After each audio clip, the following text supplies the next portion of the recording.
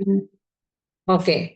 അപ്പൊ നമ്മള് കഴിഞ്ഞ ക്ലാസ്സിൽ നമ്മൾ പറഞ്ഞു നിർത്തിയത് അഗ്രികൾച്ചറില് നമ്മൾ കാർഷിക കാലങ്ങൾ പറഞ്ഞു, അഗ്രികൾച്ചറിന്റെ ഹിസ്റ്ററി പറഞ്ഞിട്ടുണ്ടായിരുന്നു. അതുപോലെ വിളകൾ പറഞ്ഞിട്ടുണ്ടായിരുന്നു. അതിൽ ഭക്ഷ്യവിളകളും അതുപോലെ ഏഹ്, എന്താണ് ഭക്ഷ്യവിളകളും പിന്നെ നമ്മുടെ എണ്ണക്കുരുക്കൾ വരെ എത്തിയിട്ടുണ്ടായിരുന്നു അല്ലെ. ഭക്ഷ്യവിളകള് പിന്നെ എണ്ണക്കുരുക്കൾ വരെ എത്തിയിട്ടായിരുന്നു. അപ്പൊ എണ്ണക്കുരുക്കളിൽ എനിക്ക് തോന്നുന്നു നമ്മൾ ലാസ്റ്റ് പറയാണ്ട് പോയത് മറ്റു എണ്ണക്കുരുക്കൾ എന്നുള്ളൊരു സംഭവമാണ് പറയാണ്ട് പോയിട്ടുണ്ടായിരുന്നത്. അതായത് ഇന്ത്യയിൽ കൃഷി ചെയ്യുന്ന പ്രധാന എണ്ണക്കുരുക്കൾ സോയാബീൻ, സൂര്യകാന്തി, ഇങ്ങനെ രണ്ടെണ്ണം ഉണ്ട്. സോയാബീൻ പ്രധാനമായിട്ട് കൃഷി ചെയ്യുന്നത് മധ്യപ്രദേശ്, മഹാരാഷ്ട്ര. ഇതൊന്നും എക്സാമ്പിൾ ചോദിക്കാറില്ല. നമ്മൾ പിന്നെ പറയുമ്പോൾ നമ്മൾ എല്ലാ വിളയും കൂടെ നമ്മളൊരു വഴിക്ക് പോകല്ലേ, നമ്മൾ പറയണമെന്നുള്ളൂ. രാജ്യത്തെ ആകെ സോയാബീൻ ഉത്പാദനത്തിലെ 90% ഈ രണ്ട് സംസ്ഥാനങ്ങളുടെ സംഭാവനയാണ്. ഏത് രണ്ട് സംസ്ഥാനം? മധ്യപ്രദേശും മഹാരാഷ്ട്രയും. കേട്ടാ. ഇനി കർണാടക, ആന്ധ്രാപ്രദേശ്, തെലങ്കാന ഇവയോട് ചേർന്ന് കിടക്കുന്ന മഹാരാഷ്ട്രയിലെ പ്രദേശങ്ങൾ എന്നിവിടങ്ങളിലാണ് സൂര്യകാന്തി കൃഷി കേന്ദ്രീകരിച്ചിരിക്കുന്നത്. കർണാടക, ആന്ധ്ര, തെലങ്കാനയിൽ സൂര്യകാന്തി കൃഷിയുണ്ട്. ഓക്കെ, നമുക്ക് നാണ്യവിളകളിലേക്ക് പോവാം. ഇത് ക്യാഷ് ക്രോപ്സ് ആണ്. നമുക്ക് വിറ്റ ക്യാഷ് കിട്ടുന്ന രീതിയിലുള്ള വിളകൾ എന്തൊക്കെയാണെന്നുള്ളതാണ്. നാണ്യവിളകൾ നിങ്ങളൊന്ന് നോക്കിയാൽ അതിന്റെ ക്ലാസിഫിക്കേഷൻ ഒന്ന് നോക്കാം. ക്ലാസിഫിക്കേഷൻസിൽ 4 വിളകളെന്ന് തിരിച്ചിട്ടുണ്ട്. പാനീയ വിളകളുണ്ട്, സുഗന്ധ വിളകളുണ്ട്, മറ്റു വിളകളുണ്ട് അല്ലെ. 4 വിളകളിൽ പരുത്തിയും ചണവും ഉണ്ട്, ഫൈബറാണ്. പാനീയ വിളകള് ബിവറേജ് ക്രോപ്സിൽ തേയിലയും കാപ്പിയും ഉണ്ട്. സുഗന്ധ വിളകള് സ്പൈസസിൽ ഏലവും കുരുമുളകും ഉണ്ട്. മറ്റു വിളകളായിട്ട് പറയുന്നത് കരിമ്പും റബ്ബറും ഒക്കെയാണ് നമുക്ക് വരുന്നത്. നമുക്കിത് ഓരോന്നും ഒന്ന് നോക്കാം. 4 വിളകളിൽ പരുത്തി വളരെ ഇമ്പോർട്ടൻ്റ് ആണ്. പരുത്തിയുടെ ഭൂമിശാസ്ത്ര ഘടകങ്ങളൊക്കെ നമ്മൾ പഠിക്കണം. പരുത്തിയുടെ പ്രത്യേകത മഞ്ഞ് വീഴ്ചയില്ലാത്ത വളർച്ചാകാലം, 20 മുതൽ 30 ഡിഗ്രി സെൽഷ്യസ് വരെ താപനില, ചെറിയ തോതിൽ വാർഷിക വർഷപാതം. അതായത് മഴ വേണം, ചെറിയ തോതിൽ മതി, പക്ഷെ മഴ കിട്ടണം. അതുപോലെ 20 മുതൽ 30 ഡിഗ്രി സെൽഷ്യസ് വരെ താപനില. നെൽകൃഷിക്കാണ് 24 ഡിഗ്രി സെൽഷ്യസിന് മുകളിൽ താപനില വേണം. ഏകദേശം ആ ഒരു താപനില തന്നെ പരുത്തിക്കും വേണം എന്നുള്ളതാണ് അല്ലെ. ഉയർന്ന താപനിലയും മഴയും 210 മഞ്ഞുരഹിത ദിനങ്ങളും സൂര്യപ്രകാശവും എന്നാണ് പറയുന്നത്. ഉയർന്ന താപനില അല്ലെ, മഴ, 210 മഞ്ഞുരഹിത ദിനങ്ങളും സൂര്യപ്രകാശം, ഇതൊക്കെ വേണം. ഇതാ പ്രധാനപ്പെട്ട ഒരു കാര്യമാണ്, പരീക്ഷയ്ക്ക് എപ്പോഴും ചോദിക്കുന്ന ചോദ്യമാണ്. പരുത്തി കൃഷിക്കായിട്ട് അനുയോജ്യമായ മണ്ണ് കറുത്ത മണ്ണ്, എക്കൽ മണ്ണ്. കറുത്ത മണ്ണാണ് നമുക്ക് പരീക്ഷയിൽ എപ്പോഴും വരാറുള്ള ഒരു ഓപ്ഷൻ. പരുത്തി കൃഷിക്ക് അനുയോജ്യമായ മണ്ണ് ഏതാണ്? കറുത്ത മണ്ണ് അല്ലെങ്കിൽ എക്കൽ മണ്ണ്. ഇന്ത്യയിൽ കൃഷി ചെയ്യുന്ന പ്രധാന നാരുവിളയാണ് പരുത്തി. ലോകത്തിലെ പ്രധാനപ്പെട്ട പരുത്തി ഉൽപാദകർ ഇന്ത്യയും ബംഗ്ലാദേശുമാണ്. എന്നാൽ ഏറ്റവും കൂടുതൽ പരുത്തി ലോകത്തിൽ കൃഷി ചെയ്യുന്നത് ആരാ? ഇന്ത്യയും ചൈനയുമാണ് കേട്ടോ.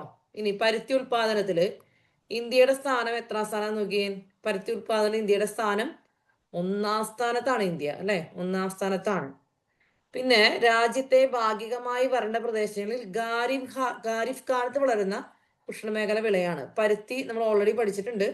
പരുത്തി എന്ന് പറയുന്നത് ഒരു ഖാരിഫ് വിളയാണ് അല്ലെ, ഖാരിഫ് വിളയാണ്. ഇനി പരുത്തി കൃഷി ചെയ്യുന്ന പ്രധാനപ്പെട്ട 3 പ്രദേശങ്ങളാണ്. നമ്മുടെ വടക്ക് പടിഞ്ഞാറൻ ഭാഗത്ത് എവിടെയാണ്? പഞ്ചാബ്, ഹരിയാന പ്രദേശങ്ങളുടെ ഭാഗങ്ങൾ അല്ലെ. ഏതൊക്കെയാണ്? പഞ്ചാബ്, ഹരിയാനയുടെ ഭാഗങ്ങൾ. അതായത് എവിടെയാണ്? നമ്മുടെ മാപ്പ് ഒന്ന് എടുത്ത് കഴിഞ്ഞിട്ടുണ്ടെങ്കിൽ അല്ല, ഇവിടെ പഞ്ചാബ്, ഹരിയാന സ്ഥലങ്ങളിലുണ്ട്. പിന്നെ വടക്കൻ രാജസ്ഥാൻ അല്ലെ, രാജസ്ഥാൻ ഇവിടെ ഗുജറാത്ത് വരുന്നുണ്ട്. ഗുജറാത്ത്, മഹാരാഷ്ട്ര ഒക്കെ വരുന്നുണ്ട്. തെക്ക് പ്രദേശത്ത് വരുമ്പോൾ ആന്ധ്ര, കർണാടക, തമിഴ്നാട് പീഠഭൂമി. പരുത്തി കോൺസെൻട്രേറ്റ് ചെയ്യുന്ന ആ ഒരു സ്ഥലങ്ങൾ കണ്ട, ഈ മഹാരാഷ്ട്ര, പഞ്ചാബ്, ഹരിയാന, വടക്കൻ രാജസ്ഥാൻ, പിന്നെ ഇങ്ങോട്ടേക്ക് വരുമ്പോൾ ഈ ഒരു ഏരിയയിലായിട്ടാണ് പരുത്തി കോൺസെൻട്രേറ്റ് ചെയ്തേക്കുന്നത്.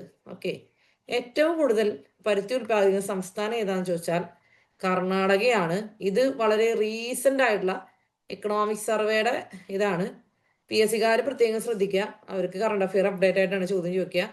2024-25 റിപ്പോർട്ട് അനുസരിച്ചിട്ടാണ് ഏറ്റവും കൂടുതൽ പരുത്തി ഉൽപ്പാദിപ്പിക്കുന്ന സംസ്ഥാനം കർണാടക, 2-ാം സ്ഥാനം ഗുജറാത്താണ്. എക്കണോമിക് സർവേ എന്ന് പറഞ്ഞിട്ട് റിപ്പോർട്ട് എല്ലാ കൊല്ലവും മാർച്ച് മാസത്തിൽ പുറത്തിറക്കും ഗവൺമെന്റ്. അപ്പൊ അതിൽ നിന്നുള്ള ഡീറ്റെയിൽസ് ആണ്. യെസ്, അടുത്തൊരു കാര്യമാണ് യൂണിവേഴ്സൽ ഫൈബർ എന്ന് വിശേഷിപ്പിക്കുന്നത് ഏതാണ്? പരുത്തിയാണ് കേട്ടോ. യൂണിവേഴ്സൽ ഫൈബർ എന്ന് വിശേഷിപ്പിക്കുന്നത് എന്താണ്? പരുത്തിയാണ്. നമ്മുടെ ചോദ്യമാണ്. ലോക പരുത്തി ദിനം ഒക്ടോബർ 7 ആണ്. കേരളത്തിൽ പരുത്തി കൃഷി ചെയ്യുന്ന ജില്ല ഏതാണ്? പാലക്കാട് ജില്ലയിൽ ചിറ്റൂർ ഭാഗങ്ങളിലാണ് കേരളത്തിൽ പരുത്തി കൃഷി ചെയ്യുന്നത്. ഇതൊക്കെയാണ് പരുത്തിനെ കുറിച്ച് നമുക്ക് പറയാനായിട്ടുള്ള പ്രധാനപ്പെട്ട കാര്യങ്ങൾ. ഇപ്പൊ എന്തൊക്കെയാണ്? പരുത്തി നമ്മൾ കൃഷി ചെയ്യുന്ന മണ്ണ് എക്കൽ മണ്ണ് അല്ലെങ്കിൽ കറുത്ത മണ്ണിൽ നമ്മൾ ചെയ്യുന്നു. 20 ഡിഗ്രിക്കും 30 ഡിഗ്രിക്കിടയിൽ താപനില വേണം, അല്ലേ? 210 മഞ്ഞുരഹിത ദിനങ്ങളാണ്, മഞ്ഞ് വീഴ്ച പാടില്ല. അതുപോലെ വാർഷിക വർഷപാതം വേണം. പിന്നെ ഇതിലേറ്റവും കൂടുതൽ ഉൽപ്പാദിപ്പിക്കുന്ന സംസ്ഥാനം കർണാടകയാണ്. ലോകത്ത് തന്നെ പരുത്തി ഉൽപ്പാദന സ്ഥാനത്തിൽ ഇന്ത്യക്ക് 1-ാം സ്ഥാനമുണ്ട്. യൂണിവേഴ്സൽ ഫൈബർ എന്ന് വിശേഷിപ്പിക്കുന്നു. കേരളത്തിൽ പരുത്തി കൃഷി ചെയ്യുന്ന ജില്ല പാലക്കാട്, ചിറ്റൂരാണ്, അല്ലേ? ഓക്കെ, നമുക്ക് ചണത്തിലേക്ക് പോവാം. ലോകത്തിലെ ചണ ഉൽപാദനത്തിൽ ഇന്ത്യയുടെ സ്ഥാനം 2-ാം സ്ഥാനമാണ്. എന്തിനൊക്കെ ഉപയോഗിക്കുക? ജൂട്ട്, അല്ലേ? പരിക്കൻ തുണിത്തരങ്ങള്, ബാഗുകള്, ചാക്കുകള്, അലങ്കാര വസ്തുക്കളൊക്കെ ഉപയോഗിക്കുക. നമ്മൾ ജൂട്ടിന്റെ ബാഗ്, ജൂട്ടിന്റെ സാരി എന്നൊക്കെ പറഞ്ഞാൽ എല്ലാവർക്കും ഭയങ്കര ഇഷ്ടമാണ്. നമ്മൾ എന്താ പറയുന്നത്? ഇതിനെ സുവർണ നാര് അല്ലെങ്കിൽ ഗോൾഡൻ ഫൈബർ എന്ന് വിശേഷിപ്പിക്കുന്നു. നമ്മൾ വിപ്ലവങ്ങൾ പഠിച്ചിരുന്നു. കാർഷിക വിപ്ലവങ്ങളിൽ ഗോൾഡൻ റെവല്യൂഷൻ പറഞ്ഞിരുന്നു. ഗോൾഡൻ റെവല്യൂഷൻ എന്തുമായി ബന്ധപ്പെട്ടതാണ്? Golden revolution? ഗോൾഡൻ റെവല്യൂഷൻ നമ്മുടെ ചണം ഉൽപാദനവുമായിട്ട് ബന്ധപ്പെട്ടതായിരുന്നു, അല്ലെ? ചണകൃഷിക്ക് അനുയോജ്യമായ ഭൂമിശാസ്ത്ര ഘടകങ്ങളാണ് 150 സെന്റിമീറ്ററിൽ കൂടുതൽ മഴ, അല്ലെ? അതായത് നമ്മുടെ നെൽകൃഷിയുടെയൊക്കെ മഴ വേണം, ഉയർന്ന താപനില, നീർവാഴ്ചയുള്ള എക്കൽ മണ്ണ്, അല്ല വെള്ളം കെട്ടി കൊടുക്കേണ്ട ആവശ്യമില്ല, മഴയൊക്കെ വേണം, ഉയർന്ന താപനില വേണം, നീർവാർച്ചയുള്ള എക്കൽ മണ്ണ്. അതാണ് നമുക്ക് ചണത്തിന്റെ ഈ ആവശ്യമായിട്ടുള്ള ഭൂമിശാസ്ത്ര ഘടകങ്ങൾ. അപ്പൊ നമ്മൾ നെല്ല്, ഗോതമ്പ്, അതുപോലെ ചോളം, ചണം, പരുത്തി, ഇതിന്റെയൊക്കെ ഭൂമിശാസ്ത്ര ഘടകങ്ങൾ, അതായത് മഴയും താപനിലയും മണ്ണൊക്കെ എങ്ങനത്തെയാന്നുള്ളത് നിർബന്ധമായിട്ടും പഠിക്കണം. പിന്നെ നമ്മൾ പഠിക്കാൻ പോകുന്നത് തേയിലയും കാപ്പിയും, അതുപോലെ അത് പഠിക്കാൻ പോണേ ഉള്ളൂ. തേയിലയും കാപ്പിയും കരിമ്പും ഒന്ന് പഠിച്ചു വയ്ക്കണം, നല്ലതായിരിക്കും. ഓക്കെ, ഇന്ത്യയിൽ നമ്മൾ പ്രധാനമായിട്ട് ചണം ഉത്പാദിക്കുന്നത് പശ്ചിമ ബംഗാളില് ഗംഗ ബ്രഹ്മപുത്ര ഡെൽറ്റ പ്രദേശമാണ്. ചണ ഉത്പാദനത്തിൽ ഇന്ത്യയുടെ പ്രധാനപ്പെട്ട ഭാഗങ്ങള് നമ്മൾ ഇന്ത്യ വിഭജന സമയത്ത് ഇന്ത്യക്ക് നഷ്ടപ്പെട്ടു പോയി, മനസ്സിലായോ? ഇന്ന് കാണുന്ന ബംഗ്ലാദേശിലേക്ക് പോയി. ഓക്കെ, രാജ്യത്ത് ഉത്പാദനം 4/3 ഭാഗവും പശ്ചിമ ബംഗാളിലെ സംഭാവനയാണ് കേട്ടാ. ഓക്കെ, ചണം കൃഷി ചെയ്യുന്ന ഇന്ത്യൻ സംസ്ഥാനങ്ങളാണ് പശ്ചിമ ബംഗാൾ, അസാം, ഒഡീഷ. കണ്ടില്ലേ, ആ ഒരു ഏരിയയിലാണ് ചണം കോൺസെൻട്രേറ്റ് ചെയ്തിരിക്കുന്നത്. പശ്ചിമ ബംഗാൾ, ആസാം, ഒഡീഷ. ചണ ഉൽപ്പന്നങ്ങളെ പ്രോത്സാഹിപ്പിക്കാനായിട്ട് കേന്ദ്ര സർക്കാർ പുറത്തിറക്കിയ ലോഗോയാണ് ഏത്? Jute mark India. കണ്ടില്ലേ, ജ്യൂട്ട് മാർക്ക് ഇന്ത്യ എന്ന് പറയുന്ന ലോഗോ കണ്ടില്ലേ എല്ലാവരും? ചണ ഉൽപ്പന്നങ്ങളെ പ്രോത്സാഹിപ്പിക്കാനായിട്ട് കേന്ദ്ര സർക്കാർ പുറത്തിറക്കിയ ലോഗോ ആണ് കേട്ടാ. ഓക്കെ, ലോകത്തിലെ ഏറ്റവും വലിയ അസംസ്കൃത ചണവും ഉൽപ്പാദിക്കുന്ന രാജ്യമാണ് ഇന്ത്യ. ആഗോള ഉൽപാദനത്തിന് യഥാക്രമം 50% അല്ലെ 40% നമ്മൾ സംഭാവന ചെയ്യുന്നുണ്ട്, അല്ലെ? നമ്മൾ 50% നമ്മൾ സംഭാവന ചെയ്യുന്നു. ഓക്കെ, ഇനി പാനീയ വിളകളാണ്, ബിവറേജ് ക്രോപ്സ് ആണ്. അതിൽ 1-ാമത്തെ സാധനമാണ് തേയില. തേയില നമുക്ക് നോക്കാം. തേയില കൃഷിക്ക് അനുയോജ്യമായ ഭൂമിശാസ്ത്ര ഘടകങ്ങൾ താപനില 25 ഡിഗ്രി സെൽഷ്യസ് മുതൽ 30 ഡിഗ്രി സെൽഷ്യസ് വരെ. ഈ റേഞ്ചിൽ താപനില വേണ്ടത് ഏതൊക്കെ നമ്മൾ കണ്ടേ? നെല്ല് കണ്ടു, പരുത്തി കണ്ടു, തേയില കണ്ടു. വാർഷിക വർഷപാതം, നല്ല മഴ വേണം, 200 സെന്റിമീറ്റർ മുതൽ 250 സെന്റിമീറ്റർ വരെ. കേരളത്തിൽ നന്നായിട്ട് വളരുന്നു, പിന്നെ അങ്ങോട്ട് ആസാം, അല്ലെ? അതായത് north west monsoon south west monsoon കിട്ടുന്ന സ്ഥലങ്ങളിൽ, അതുപോലെ വടക്ക് കിഴക്കൻ മൺസൂൺ കിട്ടുന്ന സ്ഥലങ്ങളിൽ നന്നായിട്ട് വളരുന്നുണ്ട്. എന്തൊക്കെയാണ് മറ്റു പ്രത്യേകത? ജൈവാംശം കൂടുതലുള്ളതും നീർവാർച്ചയുള്ളതുമായിട്ടുള്ള മണ്ണ്, കുന്നിൻ ചെരുവുകൾ, അല്ലെ? കുന്നിൻ ചെരുവുകൾ, അപ്പൊ നീർവാർച്ച ഉണ്ടായിക്കോളും, മഴ കിട്ടും, പക്ഷെ വെള്ളം അവർ കെട്ടി നിൽക്കുന്ന സാധ്യതകളില്ല. താപനില വേണം, അല്ലെ? അപ്പൊ നമ്മുടെ പശ്ചിമഘട്ട മലനിരകളിലൊക്കെയാണ് കൂടുതലായിട്ട് ഇവിടെ വളരുന്നത്. ഓക്കെ, ഇന്ത്യയിലെ തേയില ചെടികൾ ആദ്യമായിട്ട് കണ്ടെത്തിയത് 1823 ബ്രിട്ടീഷ് മേജർ ആയിട്ടുള്ള റോബർട്ട് ബ്രൂസ് ആണ്. പുള്ളി എവിടെ കണ്ടെത്തിയെന്ന് ചോദിച്ചാൽ അപ്പർ ആസാമിലെ കുന്നിൻ ചെരുവുകളിലാണ് കണ്ടെത്തിയത് കേട്ടാ. ചൈനയിലാണ് പ്രധാനമായിട്ടും തേയില നമ്മൾ സ്റ്റാർട്ട് ചെയ്ത് വന്നത്. തേയിലയിൽ കഫീൻ, ടാനിൻ എന്നീ സംഭവങ്ങളാണ് നമുക്ക് എന്തിലുള്ളത്? തേയിലയിലുള്ളത്. രാജ്യത്തെ പ്രധാന തേയില കൃഷി പ്രദേശമായ അസാമിലെ ബ്രഹ്മപുത്ര താഴ്വരയിൽ തേയിലത്തോട്ടങ്ങൾ ആരംഭിച്ച വർഷം 1840. അപ്പൊ അപ്പർ അസാമിലാണ് ഇത് കണ്ടുപിടിച്ചത്. ഇനി ഇത് ഒരു തേയിലത്തോട്ടങ്ങൾ ആരംഭിച്ചത് 1840കളിൽ ബ്രിട്ടീഷുകാരുടെ കാലത്താണ് നമ്മൾ ഒരു പ്ലാന്റേഷനൊക്കെ ആയിട്ട് കൃഷിയൊക്കെ ആയിട്ട് ചെയ്ത് തുടങ്ങിയത് കേട്ടാ. പിന്നെ ഇന്ത്യയുടെ സ്ഥാനം, അല്ലെ? ഇന്ത്യ തേയില കയറ്റുമതി ചെയ്യുന്ന രാജ്യങ്ങളിൽ ചൈനയ്ക്ക് പിന്നിൽ 2-ാം സ്ഥാനത്താണ്, കണ്ട. അപ്പൊ തേയില കയറ്റുമതി ചെയ്യുന്നതിൽ, തേയിലയുടെ കയറ്റുമതിയിൽ ഇന്ത്യയുടെ സ്ഥാനം 2-ാം സ്ഥാനമാണ്. ചൈനയാണ് 1-ാം സ്ഥാനത്ത് നിൽക്കുന്നത്. പരുത്തി നമ്മൾ 1-ാം സ്ഥാനത്താണ് അല്ലേ. നെല്ല് നമ്മൾ ഏത് സ്ഥാനത്ത്? 2-ാം സ്ഥാനത്തല്ലേ നെല്ല് പറഞ്ഞത്? 2-ാം സ്ഥാനത്താണ്. പയർവർഗ്ഗങ്ങളുടെ കാര്യത്തിൽ നമ്മൾ 1-ാം സ്ഥാനത്താണ്. ഇന്ത്യയിലെ തേയില കൃഷി ചെയ്യുന്ന സംസ്ഥാനങ്ങൾ ആസാം, പശ്ചിമ ബംഗാൾ. പശ്ചിമ ബംഗാളിൽ എവിടെയാണ് പ്രധാനമായിട്ടും? ഡാർജിലിംഗ് കുന്നുകൾ അല്ലെ. പിന്നെ കേരളവും തമിഴ്നാടും വെസ്റ്റേൺ ഗട്ട്സിലുണ്ട്. ഓക്കെ, ഇനി നമുക്ക് ആദ്യമായിട്ട് GI ടാഗ് ലഭിച്ച ഉൽപ്പന്നമാണ് ഏത്? ഡാർജിലിംഗ് ടീ. GI ടാഗ് എന്ന് വെച്ചാൽ എന്താണ്? ജോഗ്രഫിക്കൽ ഇൻഡിക്കേഷൻ ടാഗ് ആണ്. അതായത് ഒരു പ്രത്യേക ഭൂപ്രദേശത്ത് വളരുമ്പോൾ അതിന്റെ പ്രത്യേക ടേസ്റ്റും കാര്യങ്ങളൊക്കെ ഉണ്ടാവും. അത് അവിടെ വളർന്നാൽ മാത്രമാണ് നമുക്ക് അതിന് ടേസ്റ്റ് കിട്ടുള്ളൂ. അല്ലെങ്കിൽ ഇപ്പൊ എന്തെങ്കിലും വസ്തുക്കൾ ഹാൻഡിക്രാഫ്റ്റ് ആണെങ്കിലും ഒരു പ്രത്യേക സ്ഥലത്ത്, ഇപ്പൊ ബാലരാമപുരം കൈത്തറി, കുത്താമ്പള്ളി സാരി, അല്ല ആറന്മുള കണ്ണാടി, ആ പ്രദേശത്തെ അവിടുത്തെ ആർട്ടിസാൻസ് ക്രാഫ്റ്റ്മാൻമാർ ചെയ്യുമ്പോഴാണ് നമുക്ക് അവിടുത്തെ ആ ഒരു തനതായ ശൈലിയും കാര്യങ്ങളൊക്കെ കിട്ടുള്ളൂ, ക്വാളിറ്റിയും കിട്ടുള്ളൂ. അതുപോലെ ഒരു പ്ലാന്റോ എന്തെങ്കിലും ഫ്രൂട്ടോ എന്തെങ്കിലും ഫുഡ് ഐറ്റംസ് ആണെങ്കിൽ, എന്തെങ്കിലും പ്ലാന്റ്സ് ഒക്കെ ആണെങ്കിലും അത് പ്രത്യേക കാലാവസ്ഥയിൽ പ്രത്യേക സ്ഥലത്ത് വളരുമ്പോൾ നമുക്ക് ആ ഒരു ക്വാളിറ്റി കിട്ടും. ഇപ്പൊ മറയൂർ ചന്ദനം, നിലമ്പൂർ തേക്ക് എന്നൊക്കെ പറയണ പോലെ. അപ്പോൾ അതുപോലെ തന്നെ അപ്പൊ അതാണ് മറയൂർ ശർക്കരയൊക്കെ ഉണ്ട് അല്ലെ. അപ്പൊ ആദ്യമായിട്ട് GI ടാഗ് ലഭിച്ച ഉൽപ്പന്നമാണ് ഇത്? ഡാർജിലിംഗ് ടീ, ഇന്ത്യയില്. ഓക്കെ, തേയില കൃഷി ചെയ്യുന്ന കേരളത്തിലെ ജില്ലകൾ ഇടുക്കിയും വയനാടുമാണ്.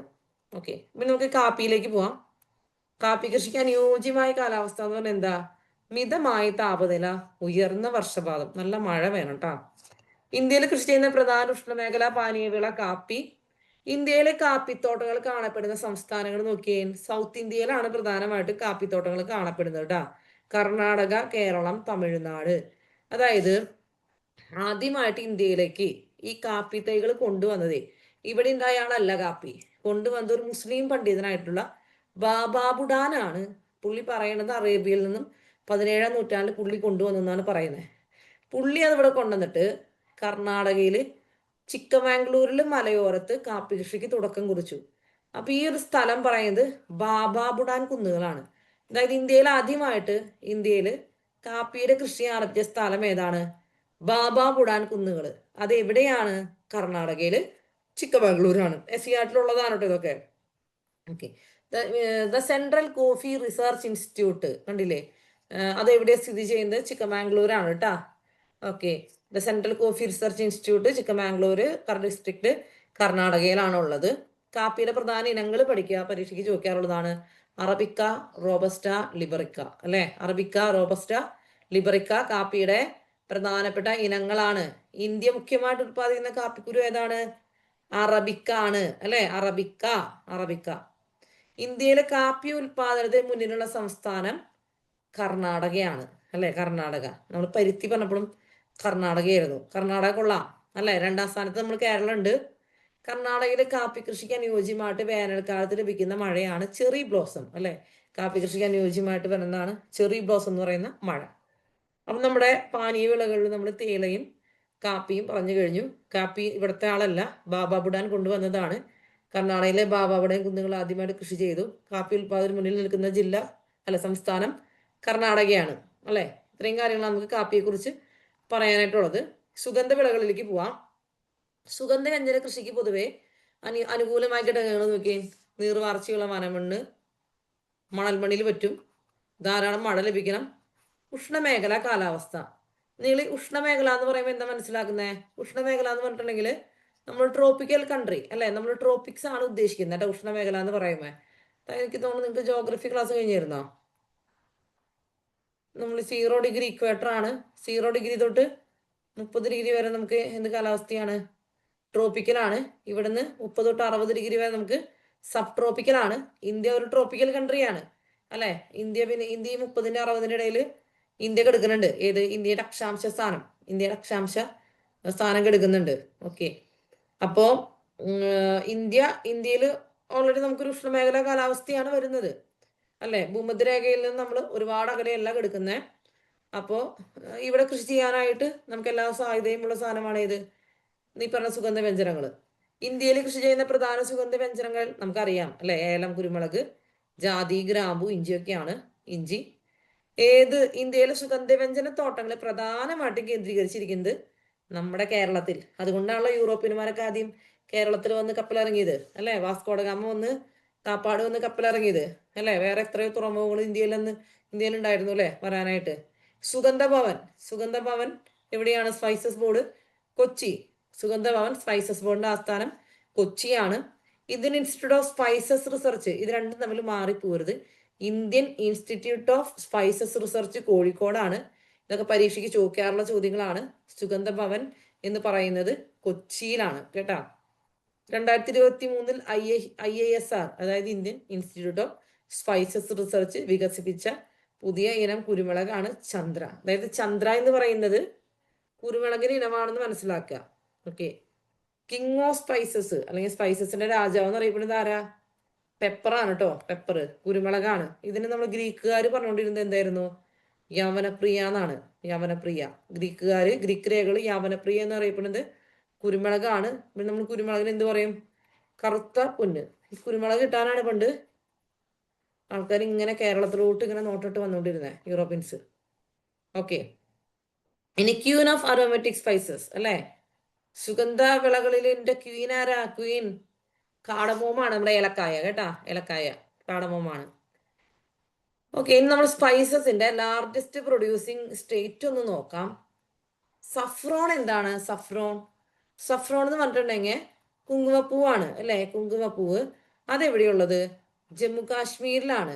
ഇവിടെ ഒരു കാര്യം ശ്രദ്ധിക്കുക, ജമ്മു കാശ്മീരില് കുങ്കുമപ്പൂ കൃഷിക്ക് അനുയോജ്യമായിട്ടുള്ള മണ്ണ് ഏതാണെന്നറിയോ? മണ്ണിന്റെ പേര് അറിയോ? കമന്റ് ചെയ്യൂ, പറയൂ. ഏതാണ് മണ്ണ്? ജമ്മു കാശ്മീരില് കുങ്കുമപ്പൂ കൃഷിക്ക് അനുയോജ്യമായ മണ്ണ് ഏതാണ്? കരേവ. ഇത് ഹിമാനിയുടെ ഫോർമേഷൻ, അല്ലാതെ ഹിമാനി ഡെപ്പോസിറ്റ് വഴിയായിട്ട് വരുന്ന മണ്ണാണ് കരേവ മണ്ണ്. ഈ കരേവ മണ്ണ് എന്ന് പറയുന്നത് കുങ്കുമപ്പൂവിന്റെ കൃഷിക്ക് വളരെ അനുയോജ്യമാണ്. ഓക്കെ. പിന്നെ നമ്മുടെ ബ്ലാക്ക് പെപ്പർ, നമ്മുടെ കുരുമുളക് എവിടെയാണ്? കർണാടക, കേരള, തമിഴ്നാട് പശ്ചിമഘട്ടത്തിലാണ്. കാടമം ഏലക്കായ നമ്മൾ കേരളം, കർണാടകയും തമിഴ്നാടും. കാടമം ലാർജ് എന്താണ്? വലുതാണ് അല്ല, നമ്മൾ സ്മോളാണ്. ലാർജ് ആവുമ്പോൾ എവിടേക്ക് പോണേ? അതങ്ങ് നോർത്ത് ഈസ്റ്റിലോട്ട് പോയി. സിക്കിം, വെസ്റ്റ് ബംഗാൾ, അരുണാചൽ പ്രദേശ്. ക്യുമിൻ ജീരകം രാജസ്ഥാൻ, ഗുജറാത്ത്. ക്ലോവ് കറുവാപ്പട്ടയല്ലേ? തമിഴ്നാട്, കർണാടക, രാജസ്ഥാൻ. ചില്ലി ആന്ധ്രാപ്രദേശ്, തെലങ്കാന, മധ്യപ്രദേശ്, കർണാടക. ടർമറിക് മഞ്ഞൾപ്പൊടി അല്ലെ? മഞ്ഞൾ അല്ലെ? മഹാരാഷ്ട്ര, തെലങ്കാന, കർണാടക, തമിഴ്നാട്. ജിഞ്ചർ അല്ലെ? മധ്യപ്രദേശ്, കർണാടക, ഒറീസ അല്ലെ? മെയിനായിട്ട് കൃഷി ചെയ്യുന്ന സ്ഥലങ്ങൾ.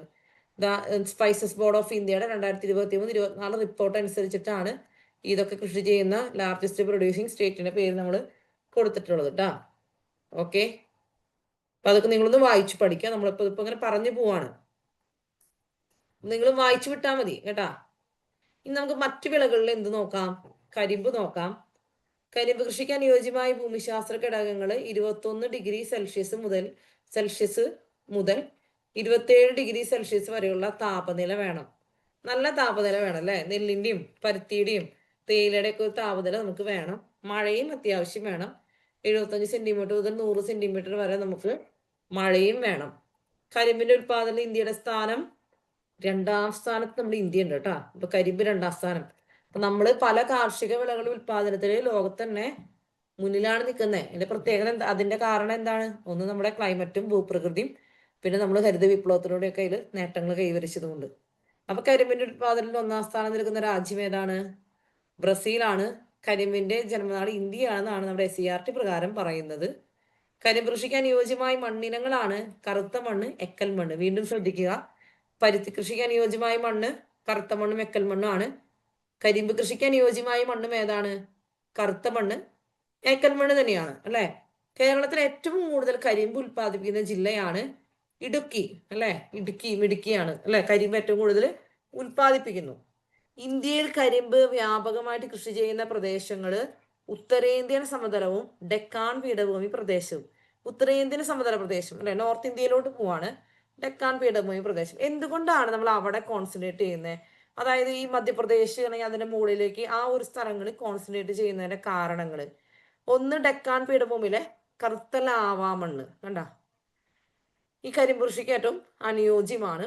ഉഷ്ണമേഖല കാലാവസ്ഥയും ദീർഘമായ വിളവെടുപ്പ് കാലവും അല്ലെ? നമുക്ക് കുറെ നാള് അത് കൃഷി ചെയ്ത് അതിന് വിളവെടുക്കാനായിട്ട് സാധിക്കുന്നു.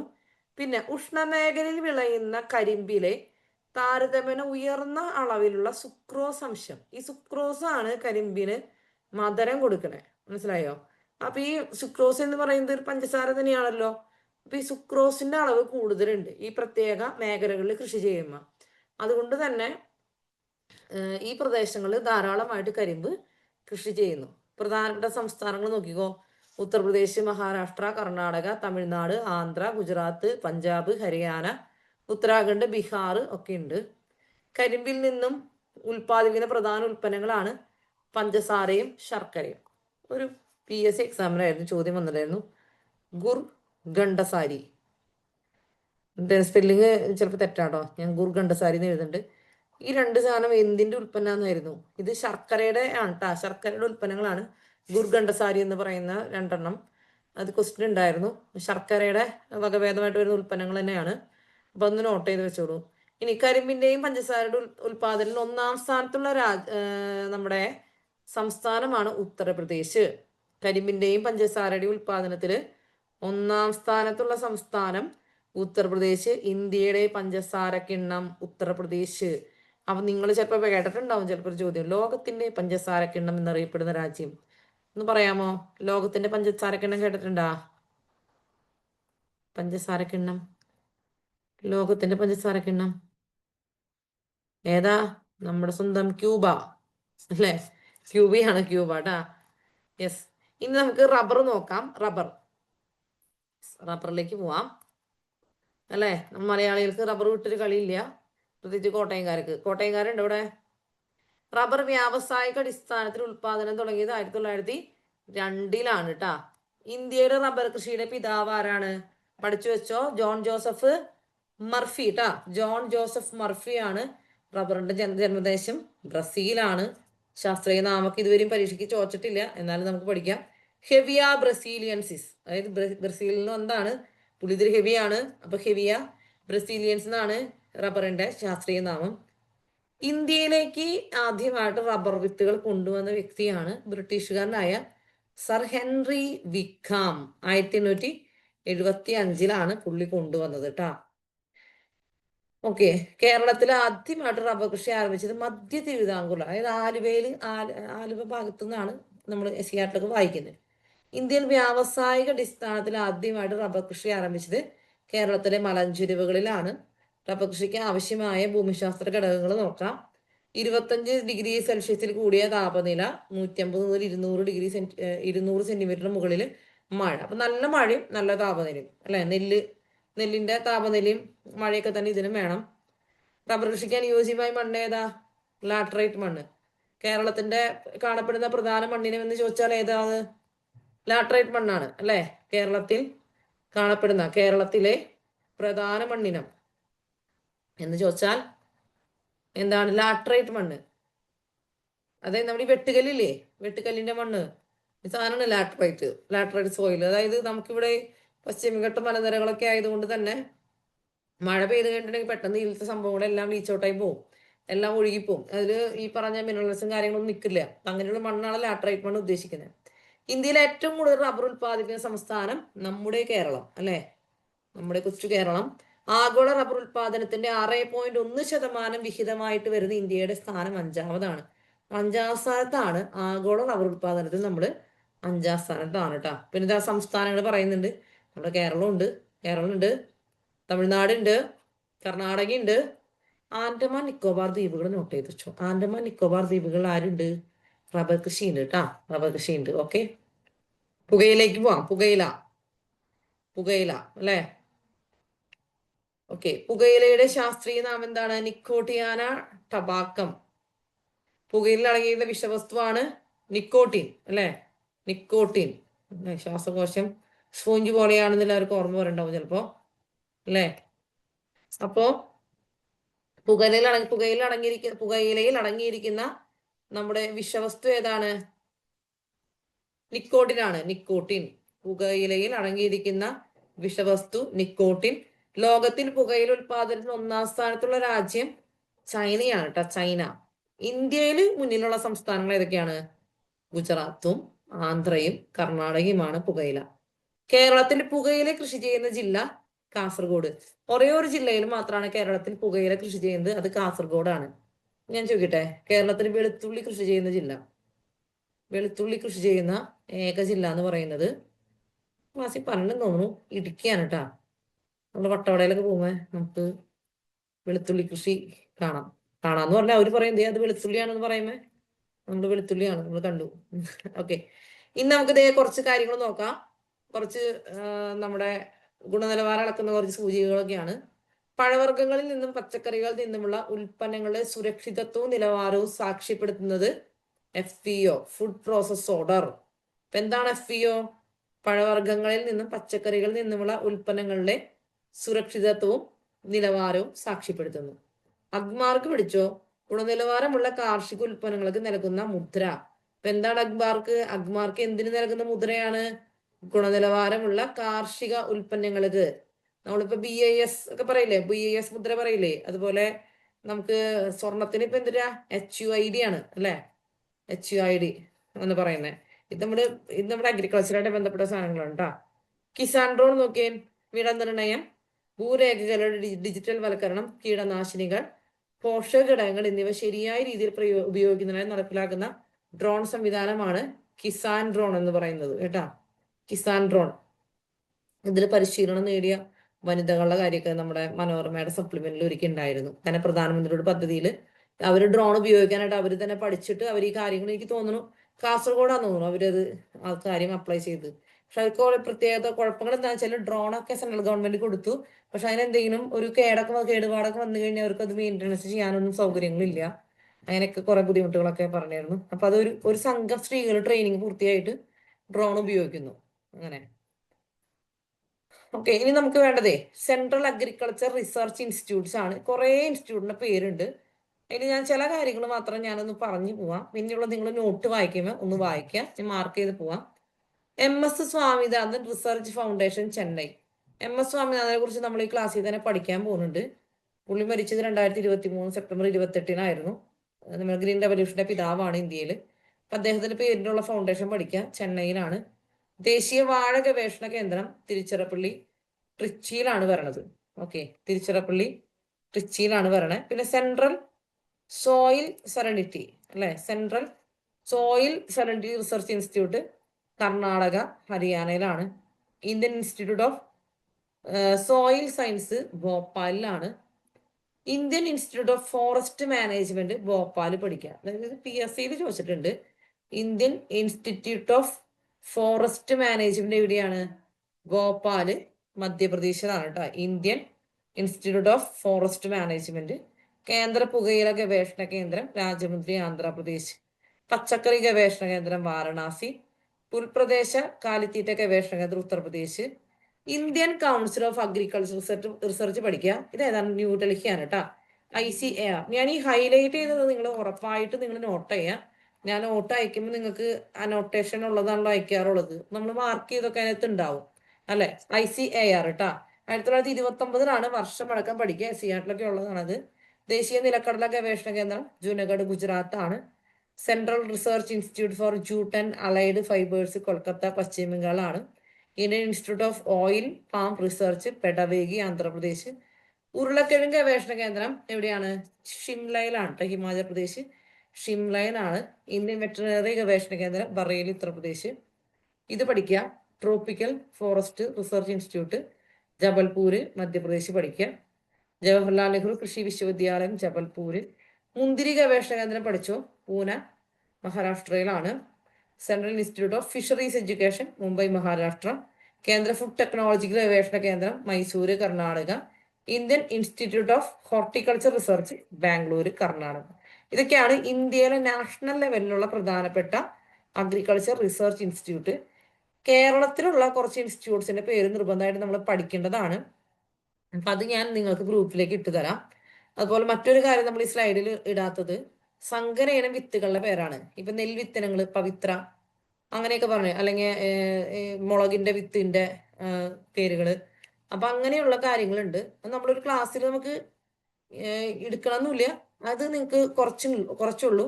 അത് ഞാൻ ഗ്രൂപ്പിലേക്ക് ഇട്ട് തരണ്ട കേട്ടോ. അപ്പൊ നിങ്ങളത് വായിച്ചു പഠിക്കുക. അതായത് സങ്കരയിനം വിളകളുടെ പേരുകൾ. അതുപോലെ തന്നെ കേരളത്തിലുള്ള റിസർച്ച് ഇൻസ്റ്റിറ്റ്യൂട്ട്സ് ഉണ്ട്. ഇതിപ്പോ പ്രധാനമായിട്ടും പറയുകയാണെങ്കിൽ ഇപ്പോൾ നമ്മളോട് പരീക്ഷയ്ക്കൊക്കെ ചോദിക്കാറുള്ളതും ആയിട്ടുള്ള കുറച്ച് സാധനങ്ങളുണ്ട്. കേരളത്തിന് വേണമെങ്കിൽ ഇപ്പൊ തന്നെ നമുക്ക് ഇതിലൊന്ന് പറയാം. അതായത് കേന്ദ്ര തോട്ടവിള ഗവേഷണ കേന്ദ്രം. കേന്ദ്ര തോട്ടവിള ഗവേഷണ കേന്ദ്രം എന്ന് പറയുന്നത് കാസർഗോഡാണ് വരണേ. കാസർഗോഡ്. കിഴങ്ങുവിള ഗവേഷണ കേന്ദ്രം, ഞാൻ പെട്ടെന്ന് ഓർമ്മ വരുന്നതൊക്കെ ഇന്ന് എഴുതാം. കിഴങ്ങുവിള ഗവേഷണ കേന്ദ്രം എവിടെയാണ് വരണേ? ശ്രീകാര്യം, തിരുവനന്തപുരം. ശ്രീകാര്യം തിരുവനന്തപുരത്താണ് വരണേ. ഇഞ്ചി ഗവേഷണ കേന്ദ്രം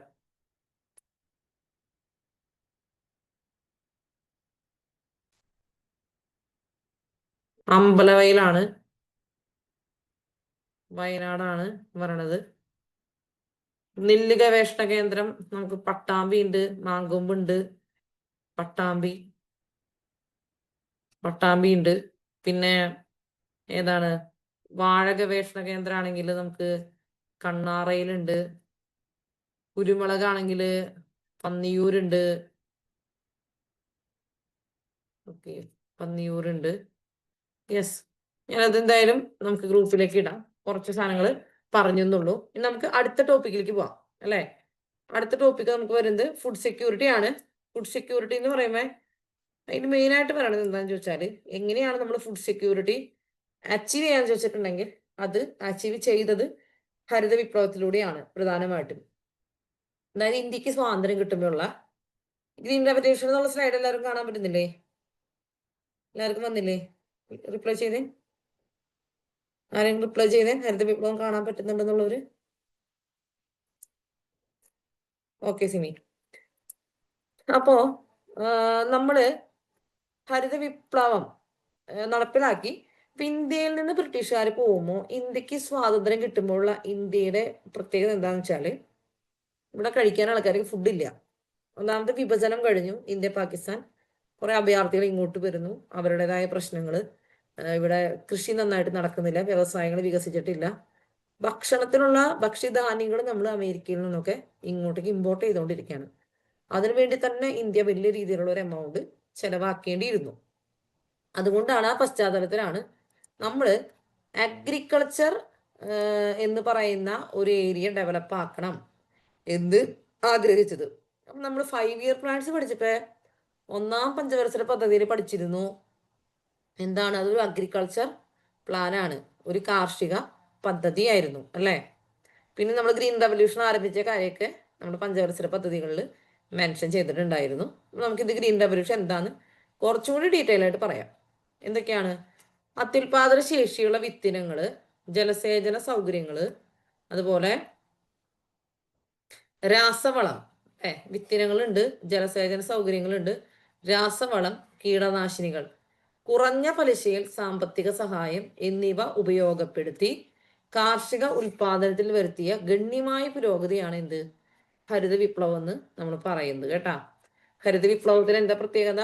നമ്മൾ അത്യുൽപാദന ശേഷിയുള്ള വിത്തനങ്ങള്, ജലസേചന സൗകര്യങ്ങള്, രാസവളം, കീടനാശിനികൾ, കുറഞ്ഞ പലിശയിൽ സാമ്പത്തിക സഹായം എന്നിവയൊക്കെ ഉപയോഗപ്പെടുത്തിയിട്ട് കാർഷിക ഉൽപാദനത്തിൽ വരുത്തിയ ഗണ്യമായ പുരോഗതിയാണ് ഹരിത വിപ്ലവം. അപ്പൊ ഈ ഹരിത വിപ്ലവം നടത്തിയപ്പോഴേ ഏറ്റവും കൂടുതൽ പെട്ടെന്ന് നേട്ടം വരിച്ച സാധനം ഗോതമ്പായിരുന്നു. അതുകൊണ്ട് ഹരിത വിപ്ലവം അറിയപ്പെട്ട മറ്റൊരു പേരാണ് ഏത്? ഗോതമ്പ് വിപ്ലവം. വിപ്ലവം എന്നുള്ള വാക്ക് വിട്ടുപോയി, ഗോതമ്പ് വിപ്ലവം എന്നാണ് അറിയപ്പെടുന്നത്. ഓക്കെ, ഹരിത വിപ്ലവം എന്ന പദം ആദ്യമായിട്ട് ഉപയോഗിച്ച ഒരു വ്യക്തിയുണ്ട്, പുള്ളിയുടെ പേരാണ് വില്യം ഗൗഡ്. ഹരിത വിപ്ലവം ആരംഭിച്ച രാജ്യം എന്ന് പറയുന്നത് മെക്സിക്കോ ആണ്. ഹരിത വിപ്ലവത്തിന് ഏഷ്യൻ ഗേഹം എന്ന് പറയുന്നത് ഫിലിപ്പൈൻസ് ആണ്. ഓക്കെ, അപ്പൊ ഹരിത വിപ്ലവം എന്ന പദം ആദ്യമായിട്ട് ഉപയോഗിച്ചത് വില്യം ഗൗഡ് ആണ്. ഹരിത വിപ്ലവം ആരംഭിച്ച രാജ്യം മെക്സിക്കോ ആണ്. മെക്സിക്കോ എവിടെയാണ്? അമേരിക്കയിലാണ് അല്ലെ? സൗത്ത് അമേരിക്കൻ രാജ്യമാണ്. ഹരിത വിപ്ലവത്തിന് ഏഷ്യൻ ഗേഹം ഏതാണ്? ഫിലിപ്പൈൻസ് ആണ്. ഇനി ഹരിത വിപ്ലവത്തിന്റെ ഒന്നാം ഘട്ടമായിട്ട് കണക്കാക്കുന്നത് 1960 പകുതി മുതൽ 1970 പകുതി വരെ. അതായത് നമ്മൾ പറയും 1960 മുതൽ 1970 വരെ. 60s എന്താണ്? 1960s 1970s അല്ലെ? അങ്ങനെയാണ് നമ്മൾ പറയാം. പരീക്ഷയ്ക്ക് ചോദിക്കാറുള്ളതാണ് കേട്ടാ, ഇത് പരീക്ഷയ്ക്ക് ചോദിക്കാറുള്ളതാണ്. ഹരിത വിപ്ലവത്തിന്റെ രണ്ടാം ഘട്ടമായിട്ട് കണക്കാക്കുന്നതോ 1970 പകുതി മുതൽ, അതായത് 70 മുതൽ നമ്മൾ 80 വരെയാണ് കേട്ടോ. ഹരിത വിപ്ലവത്തിന്റെ രണ്ടാം ഘട്ടം. ഒന്നാം ഘട്ടം 60 മുതൽ 70 വരെ, രണ്ടാം ഘട്ടം 70 മുതൽ 80 വരെയാണ്. അതായത് മൂന്നാം പഞ്ചവത്സര പദ്ധതി കാലഘട്ടത്തിലാണ് നമ്മുടെ എന്താരംഭിച്ചത്, ഗ്രീൻ റവല്യൂഷൻ ആരംഭിച്ചത്. നമ്മൾ പദ്ധതിയുടെ സമയത്ത് പഠിച്ചിട്ടുണ്ടായിരുന്നു. അപ്പൊ ഈ ഒരു കാലഘട്ടത്തിലല്ലേ നമ്മൾ മൂന്നാം പദ്ധതി ആരംഭിച്ചത്. ഓക്കെ. ഇനി ഹരിത വിപ്ലവത്തിന്റെ ഒന്നാം ഘട്ടത്തിലുണ്ടല്ലോ, ഇത് ഏറ്റവും കൂടുതൽ ഈ അത്യുൽപാദന ശേഷിയുള്ള വിത്തുകളൊക്കെ വാങ്ങിക്കാൻ പൈസ വേണ്ടേ. ഇത് ഈ പഞ്ചാബ്, ആന്ധ്ര, തമിഴ്നാട് പോലുള്ള സ്ഥലങ്ങളിൽ കുറെ ഭൂമിയൊക്കെയുള്ള ഭൂവുടമകളായിട്ടുള്ള മുതലാളിമാർക്കേ പറ്റിയുള്ളൂ. അതുകൊണ്ട് ഈ അത്യുൽപാദന ശേഷിയുള്ള വിത്തുകളുടെ ഉപയോഗം എവിടെയൊക്കെ പരിമിതപ്പെട്ടു? പഞ്ചാബ്, ആന്ധ്ര, തമിഴ്നാട് എന്നീ സംസ്ഥാനങ്ങളിലായിട്ട് മാത്രം ഒതുങ്ങിപ്പോയി. അത് എല്ലായിടത്തേക്ക് എത്തിയില്ല. പക്ഷെ രണ്ടാം ഘട്ടത്തില് ഈ അത്യുൽപാദന ശേഷിയുള്ള വിത്തിനങ്ങളും സാങ്കേതിക വിദ്യയും കൂടുതൽ സംസ്ഥാനങ്ങളിലേക്ക് വ്യാപിപ്പിക്കപ്പെട്ടു. അതായത് ട്രാക്ടർ ഉപയോഗിക്കാൻ തുടങ്ങി, അതുപോലെ പമ്പ് സെറ്റുകൾ വിതരണം ചെയ്യാൻ തുടങ്ങി. ഇപ്പൊ കൃഷിക്ക് വേണ്ടിയുള്ള നമ്മുടെ ഇലക്ട്രിസിറ്റി കണക്ഷൻ കൊടുക്കാൻ തുടങ്ങി. അതിന് വേണ്ടിയിട്ട് നമുക്ക് ടാക്സും കാര്യങ്ങളൊക്കെ വളരെ കുറവായിട്ടുണ്ട് കൃഷിക്ക് വേണ്ടിയിട്ടുള്ളത്. അപ്പൊ അങ്ങനെ അതുപോലെ തന്നെ ഈ നമ്മൾ ഈ പറയുന്ന കൃഷിക്ക് വേണ്ടിയുള്ള ഉപകരണങ്ങൾ, ഇപ്പോൾ നെൽകൃഷിക്ക് വേണ്ടിയിട്ടാണെങ്കിൽ നമുക്ക് മെഷീൻസ് ഒക്കെ ഉണ്ടല്ലോ. ഇപ്പോൾ ഞാറ് നടണ യന്ത്രമുണ്ട്, കൊയ്യണ യന്ത്രമുണ്ട്, മെതിക്കാൻ യന്ത്രമുണ്ട്, ഒക്കെ ഇതിന് യന്ത്രങ്ങളാ. ഒരു ബംഗാളി മതി ഇതെല്ലാം കൂടി ചെയ്യാനായിട്ട്. അല്ല, ഈ മെഷീൻ ഓപ്പറേറ്റ് ചെയ്യുന്ന ഒരു ബംഗാളിനെ മാത്രമാണ് നമ്മൾ പാടത്ത് ഒറ്റയ്ക്ക് നിന്ന് പണിയെടുക്കുന്ന ആൾക്കാരെയാണ് കാണാൻ പറ്റുക. കൂട്ടായിട്ട് പണിയെടുക്കുന്ന ആൾക്കാരെ കാണണ്ടാവില്ലേ പല പാടങ്ങളിലും. ഓക്കെ. ഇനി ഇന്ത്യയിലെ ആധുനിക കൃഷി രീതി ആദ്യമായിട്ട് പരീക്ഷിച്ചത് പഞ്ചാബ്, ഹരിയാന, പശ്ചിമ ഉത്തർപ്രദേശ് എന്നിവിടങ്ങളിലെ കർഷകരാണ്. കാരണം അവർക്കാണ് അതിനുള്ള ഒരു സാമ്പത്തികം ഉണ്ടായിരുന്നത്. അവർക്ക് ഇതൊക്കെ വാങ്ങിച്ച് ഈ കാര്യങ്ങളൊക്കെ ഒന്ന് എക്സിക്യൂട്ട് ചെയ്യാൻ സാധിച്ചത് ഈ പഞ്ചാബ്, ഹരിയാന, ഈ വെസ്റ്റേൺ ഉത്തർപ്രദേശിലുള്ള ആളുകളൊക്കെ ആയിരുന്നു. ഓക്കെ. ഈ പ്രദേശങ്ങളിലെ കർഷകർ എന്താ ചെയ്തേ? അവർ ജലസേചനത്തിന് വേണ്ടി കുഴൽ കിണർ അടിച്ചു. കണ്ട, പഞ്ചാബിലൊക്കെ ഏറ്റവും വലിയ പ്രശ്നം ഉണ്ടായത് ഈ സമയത്ത് കുഴൽ കിണർ അടിച്ച് അവർ അണ്ടർ വാട്ടർ മുഴുവൻ എക്സ്പ്ലോയിറ്റഡ് ആയി. ആ ഒരു അവസ്ഥ അവർക്ക് ഉണ്ടായി. കൂടുതൽ HIV ആണ്, HIV അല്ല, HIV വിത്തുകളല്ല, HIV വിത്തുകൾ എന്ന് വെച്ചാൽ എന്താ? High yielding variety of seeds ആണ് കേട്ടാ. അതായത് പരീക്ഷയ്ക്ക് ചിലപ്പോഴേ ഇങ്ങനെ തന്നെ ചോദിക്കും. അതായത് HV ഹൈ ഈൽഡിങ് എഴുതിയില്ല അല്ലെ, ഒന്നുകൂടി എഴുതാം. അതായത് HYVS എന്ന് കാണും. HYVS എന്ന് പറഞ്ഞിട്ടുണ്ടെങ്കിൽ ഏതാ? High yielding variety. മനസ്സിലായ? Variety of seeds. ഞാനേ കഴിഞ്ഞ വർഷം ഒരു പരീക്ഷ കഴിഞ്ഞപ്പോൾ ഒരു കുട്ടി എന്നോട് പറഞ്ഞേ, എക്സാമിന് ഇങ്ങനെ HYVS എന്ന് പറഞ്ഞപ്പോൾ മിസ്സിന്റെ കാര്യം ഓർത്തു. കാരണം ഇത് ഞാൻ പ്രത്യേകം പറഞ്ഞിട്ടുണ്ടായിരുന്നു എക്സാമിന് ഇങ്ങനെ വരുന്നത്. അപ്പൊ ഇങ്ങനെ തന്നെ ക്വസ്റ്റ്യൻ പേപ്പറിൽ കണ്ടു എന്ന് പറഞ്ഞു. ഞാൻ നിങ്ങളോടും പറയണേ. അപ്പൊ HYVS എന്ന് വെച്ചിട്ടുണ്ടെങ്കിൽ high yielding variety of seeds ആണ്.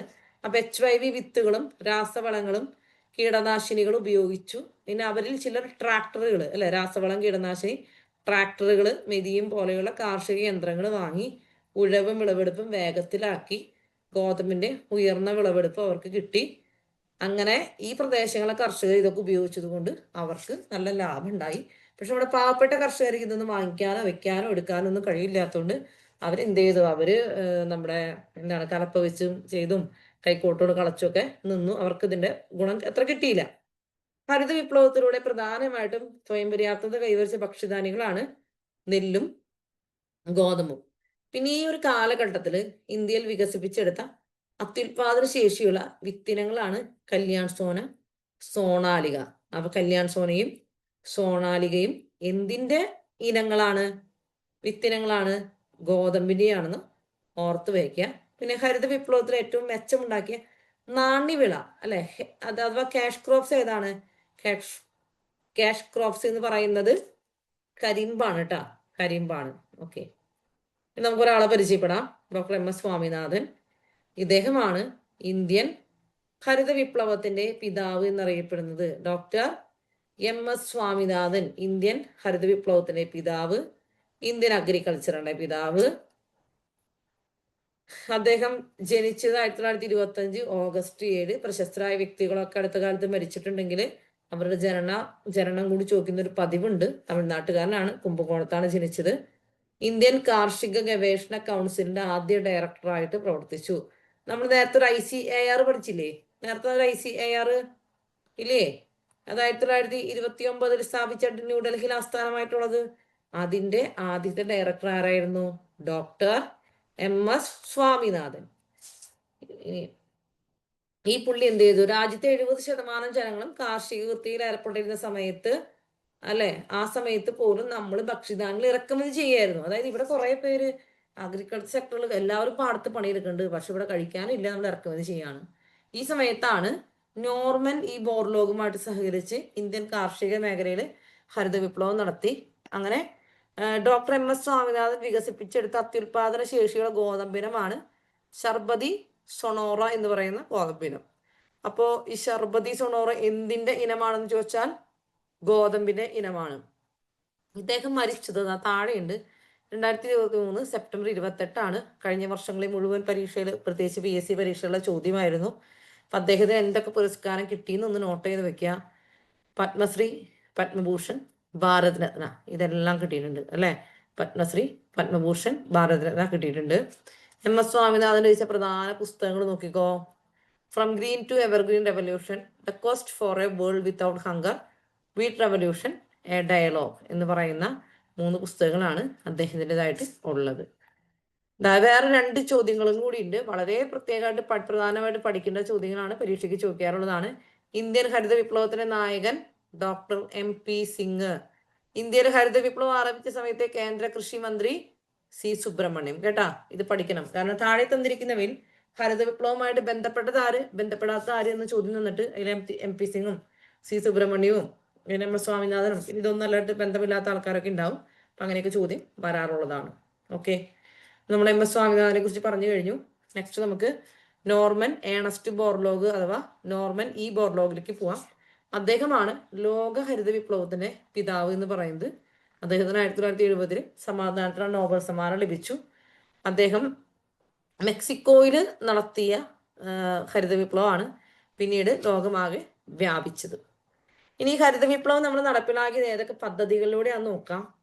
ഇന്ത്യയിൽ ഹരിത വിപ്ലവം നടപ്പിലാക്കിയത് ജില്ല തിരിച്ചുള്ള പദ്ധതിയിലൂടെയാണ്. ഇതിൽ ഏറ്റവും പ്രധാനപ്പെട്ട 2 പദ്ധതിയാണ്. ഒന്ന് IADPയും IAAPയും. ഈ IAAPയുടെ ഫുൾ ഫോം ചോദിച്ചിട്ടുണ്ട്. Intensive agricultural area programme. IADP ആണെങ്കിലോ ഇന്റൻസീവ് അഗ്രികൾച്ചറൽ ഡിസ്ട്രിക്ട് പ്രോഗ്രാം ആണ്.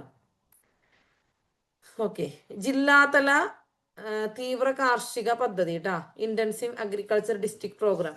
അതായത് ഇത് നമ്മൾ 1960 നമ്മൾ ആദ്യമായിട്ട് ഹരിത വിപ്ലവം നടത്തിയപ്പോൾ തെരഞ്ഞെടുത്ത 15 ജില്ലകളിലാണ് ആരംഭിച്ചത്. അതാണ് നമ്മൾ ജില്ലാതല തീവ്ര കാർഷിക പദ്ധതി അഥവാ ഇന്റൻസീവ് അഗ്രികൾച്ചർ ഡിസ്ട്രിക്ട് പ്രോഗ്രാം എന്ന് പറയുന്നത്. ഇനി ഈ സാധനം ഇന്റൻസീവ് അഗ്രികൾച്ചറൽ ഏരിയ പ്രോഗ്രാം എന്ന് പറയുന്ന IAAP ആണെങ്കിലോ അത് 64 ആരംഭിച്ചതാണ്. ഓക്കെ, ഇത് കൂടുതൽ ആളുകളിലേക്ക് അവരെത്തിക്കാനായിട്ട് പരിശ്രമിച്ചതാണ് IAAP എന്ന് പറയുന്നത്. അടുത്ത പരിപാടിയാണ് അത്യുൽപാദന ശേഷി കൈവരിക്കൽ പരിപാടി. അതായത് HYVP, അതാണ് ഹൈ ഈൽഡിംഗ് വെറൈറ്റി പ്രോഗ്രാം. അതായത് അത്യുൽപാദന ശേഷിയുള്ള വിത്തിനങ്ങൾ കൊണ്ടുവരാൻ, അല്ലെങ്കിൽ അത് ഇവിടെ കണ്ടുപിടിക്കുക എന്നുള്ളതായിരുന്നു നമ്മുടെ പ്രധാനപ്പെട്ട ലക്ഷ്യം. അത്യുൽപാദന ശേഷിയുള്ള ഗോതമ്പ് മെക്സിക്കോയിൽ നിന്നും അതുപോലെ നെൽവിത്തുകള് ഫിലിപ്പീൻസിൽ നിന്നും ഇന്ത്യ ഇറക്കുമതി ചെയ്തു. പിന്നെ എന്ത് ചെയ്തു? ഇന്ത്യൻ ശാസ്ത്രജ്ഞര് അത്യുൽപാദന ശേഷിയുള്ള ചോളത്തിന്റെ ഇനങ്ങൾ വികസിപ്പിച്ചു. 66 നമ്മൾ അത്യുൽപാദന ശേഷി കൈവരിക്കൽ പരിപാടി ആരംഭിച്ചത്. അതായത് അത്യുൽപാദന ശേഷിയുള്ള വിത്തുകൾ, കൂടുതൽ വിളവ് നൽകുന്ന തരത്തിലുള്ള വിത്തുകൾ നമ്മളുടെ ഇവിടെ നമ്മൾ ഉൽപ്പാദിപ്പിക്കാന്നുള്ള കാര്യമൊക്കെ നമ്മൾ ആരംഭിച്ചു. ഓക്കെ, നമുക്ക് ഹരിത വിപ്ലവത്തിന്റെ ഗുണങ്ങളിലേക്ക് പോവാം. ഫസ്റ്റ് ആൻഡ് ഫോർമോസ്റ്റ് തിങ് എന്താണ്? ഭക്ഷ്യധാന്യങ്ങളുടെ ഉൽപാദന വർധനവാണ്. പിന്നെ ഗവൺമെന്റിന്റെ ഭക്ഷ്യധാന്യ ശേഖരത്തിൽ നിന്നും പൊതുവിതരണ സംവിധാനത്തിലൂടെ കുറഞ്ഞ വിലയ്ക്ക് ഭക്ഷ്യധാന്യം വിതരണം ചെയ്യാൻ കഴിഞ്ഞു. അതായത് നമുക്ക് 1965 ഫുഡ് കോർപ്പറേഷൻ ഓഫ് ഇന്ത്യ സ്ഥാപിച്ചു. അപ്പോ ഈ കർഷകർ കൃഷി ചെയ്യുന്ന സാധനങ്ങളിൽ കൂടുതലുള്ളത് ബഫർ സ്റ്റോക്ക് ആയിട്ട് FCIയുടെ ഗോഡൌണിലേക്ക് ശേഖരിക്കും. ഗോഡൌണുകളിൽ നിന്ന് എന്താണ് റേഷൻ കടകൾ വഴി, അതാണ് നമ്മുടെ ഈ പൊതുവിതരണ സംവിധാനം എന്ന് പറയുന്നത്, ആളുകൾക്ക് വിതരണം ചെയ്യാനായിട്ട് സാധിച്ചു. അപ്പൊ എപ്പോഴും കർഷകരുടെ പ്രശ്നം എന്ന് പറയുന്നത് എന്തായിരുന്നു? ഹരിത വിപ്ലവത്തിന് മുന്നേ വരെ ഇന്റർമീഡിയറീസ് ഉണ്ട്. ഈ കർഷകന് ഒന്നും കിട്ടില്ല കൃത്യമായിട്ട്. ഇന്റർമീഡിയറീസ് ഇത് വാങ്ങിച്ചുകൊണ്ട് പോകും, അവർ വലിയ വിലയ്ക്ക് മാർക്കറ്റിൽ വിൽക്കും, അങ്ങനെയൊക്കെയാണ്. ഇതിന് പകരം ഗവൺമെന്റ് ഇത് ആളുകളിൽ നിന്ന് ഇന്റർമീഡിയറീസിനെ ഒഴിവാക്കിയിട്ട് നേരിട്ട് എടുക്കുകയും കൃഷി ചെയ്യുന്ന ആളുകൾക്ക് എന്തെങ്കിലും കിട്ടുന്ന ഒരു സാഹചര്യം ഉണ്ടാവുന്നു. അതുപോലെ തന്നെ ഈ ഒരു ബഫർ സ്റ്റോക്ക് നമുക്ക് കുറഞ്ഞ വിലയ്ക്ക് ആളുകൾക്ക് റേഷൻ കടകൾ വഴി കൊടുക്കാനായിട്ടും സാധിച്ചിട്ടുണ്ട്.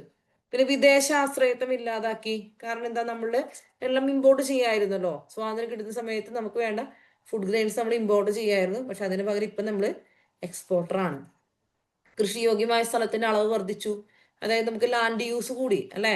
ഇഷ്ടംപോലെ ലാൻഡ് നമ്മൾ കൃഷി ചെയ്യാൻ കിടന്നൊക്കെ കൃഷി ചെയ്തു. ഭക്ഷ്യധാന്യങ്ങളിലെ കരിഞ്ചന്തയും പൂഴ്ത്തിവെപ്പും കുറഞ്ഞു അല്ലേ. കാരണം ഇവിടെ റേഷൻ കടകൾ വഴിയൊക്കെ വിതരണം ചെയ്യാണ്. അപ്പൊ അവരോട് വില കൂട്ടി വിൽക്കാൻ വേണ്ടി പൂഴ്ത്തി വെച്ചിട്ട് കാര്യമൊന്നുമില്ല. ഹരിത വിപ്ലവ സാങ്കേതിക വിദ്യയുടെ വ്യാപനം ഇന്ത്യയെ ഭക്ഷ്യധാന്യങ്ങളുടെ കാര്യത്തിൽ സ്വയം പര്യാപ്തത കൈവരിക്കാൻ പ്രാപ്തമാക്കിയിട്ടുണ്ട്. പിന്നെ ഭക്ഷ്യധാന്യങ്ങളുടെ അപര്യാപ്തത പരിഹരിക്കാൻ ആവശ്യമായ ധാന്യശേഖരം ഉണ്ടാക്കുന്നതിന് ഹരിത വിപ്ലവം ഗവൺമെന്റിനെ സഹായിച്ചു. ഇതാ നമുക്ക് ബഫർ സ്റ്റോക്ക്. കൊറോണ വന്നു അല്ലെ. കൊറോണ വന്നു, റേഷൻ കടകൾ വഴി നമുക്ക് അരിയൊക്കെ കിട്ടിയായിരുന്നു അല്ലെ.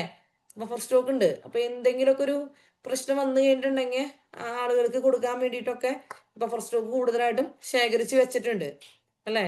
പിന്നെ ആവശ്യ നിവേശനങ്ങളുടെ ചിലവ് വഹിക്കാൻ കഴിവുണ്ടായിരുന്നത് വൻകിട കർഷകർക്കായതിനാൽ അവർ ഹരിത വിപ്ലവത്തിലൂടെ കൂടുതൽ ലാഭം കൊയ്തു. എക്സാമ്പിൾ ഇവിടെയാണ്. പഞ്ചാബിലൊക്കെ ഈ പറഞ്ഞ വിത്തുകൾ അടിക്കാനും അതുപോലെ പമ്പ് സെറ്റും ജലസേചനം കാര്യങ്ങളൊക്കെ ചെയ്യാനായിട്ട് അവിടെയുള്ള വലിയ വലിയ ഭൂവുടമകൾക്ക്, സമ്പന്നരായ ഭൂവുടമകൾക്ക് സാധിച്ചു. അപ്പൊ അവര് ലാഭം കൊയ്തു. ഇനി ചെറുകിട കർഷകരോ, ഗവൺമെന്റ് സബ്സിഡി നിരക്കിൽ രാസവളം നൽകുകയും കുറഞ്ഞ പലിശ നിരക്കിൽ വായ്പ അനുവദിക്കുകയും ചെയ്തു. ഇതിന്റെ ഫലങ്ങളൊന്നും എല്ലാവർക്കും എല്ലാ സ്ഥലത്തും കിട്ടിയിട്ടൊന്നുമില്ല. കുറേയധികം ഡ്രോബാക്സ് ഉണ്ട്. ഇപ്പോഴും നമുക്ക് കൃഷിഭവൻ വഴിയായിട്ട് നമുക്ക് വളങ്ങളൊക്കെ സബ്സിഡി നിരക്കിൽ കിട്ടുന്നുണ്ട്. ഇനി ഹരിത വിപ്ലവത്തിന്റെ പോരായ്മകൾ പറയാം. ജലം അമിതമായിട്ട് ഉപയോഗിച്ചത് വഴി ഭൂഗർഭജലത്തിന്റെ അളവ് ഗണ്യമായി കുറഞ്ഞു. എന്താ സംഭവം?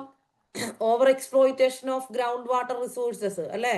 അങ്ങനെ പറഞ്ഞ നമുക്ക് ഒന്നും കൂടി വേഗം ക്ലിക്കായി. Over exploitation of under water അല്ലെ. അണ്ടർ വാട്ടർ റിസോഴ്സ് ആണ് അണ്ടർഗ്രൗണ്ട് വാട്ടർ അല്ലെ. Underground water. ഓക്കെ.